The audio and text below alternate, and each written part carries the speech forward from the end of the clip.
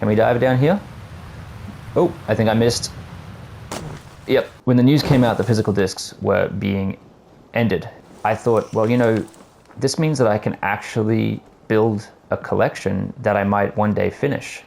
Like, I'm committed to the PlayStation 5 being my physical disc collection, right? And I kind of had already decided that when the PS6 came along, even if it did have a disc drive and physical discs, I wouldn't be using it because I just can't keep collecting indefinitely. I want to have a collection that I refer to and that gives me fond memories and that I put some intention to, but I don't want to just have an infinite, you know, money pit of a hobby that just winds up with me having shelves and shelves full of discs.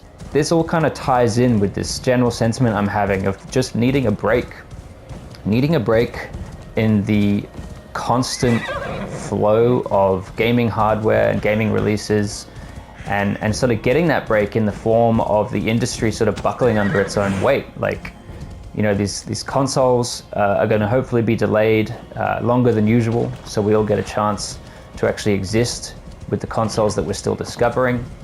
And even this cancellation of physical disc production could actually be a relief for some of us collectors too, in the sense that we get to finally commit to a collection that isn't just being built indefinitely.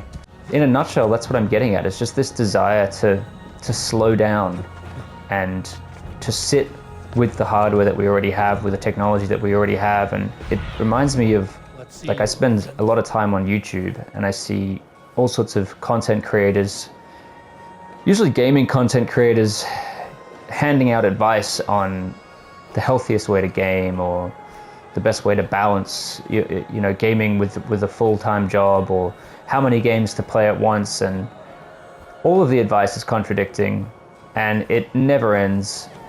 It kind of just seems like we're all desperately out there trying to help each other to enjoy a hobby that has just become so overwhelmingly saturated with content and monetization and capitalistic motivations that it's like we need an entire YouTube platform or algorithm to give us self-help gaming advice 24/7, just so that we don't fall out of love with the hobby.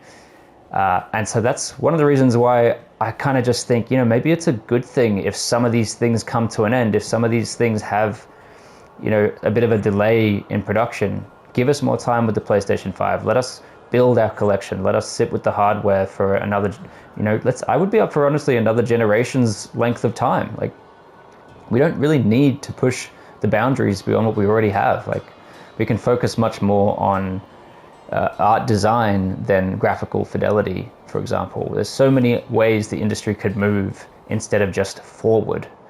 And I think, I'm hoping at least that this combination of consumer fatigue and hardware resource drainage could actually end up being a good thing in the long term, and that maybe we all get to have a break and actually just sit with what we already have and appreciate what we already have, and, you know, give us some time to go back and play a slightly older game like Assassin's Creed Valhalla. You know, what I'm doing right now, just cruising around with my Raven, looking at the beautiful view. This is one of the reasons why I love this game, why I love Assassin's Creed Valhalla. It is just stunningly beautiful. The artistry of the world design. I mean, Ubisoft do such a good job with world design, but especially this game, they had just knocked it out of the park. If you want to live out a Viking fantasy, there is nothing better in the industry than this game right now. And I appreciate having the time to go back to a game like this. You know, I've had to make a conscious effort to stop always wanting to buy the newest thing, because it's never going to stop coming out. There's always going to be the next game, the next experience. That's why I feel some relief with some of these changes in the industry, even though they might seem pretty dark and sad initially. Maybe they will also give us some time to breathe. Anyway, that's all from me. Let's bomb dive into the ocean as a Raven. Is he going to do that? Can I take him straight into the water? No. God, that would be fucking funny. Anyway, thanks guys. See you later.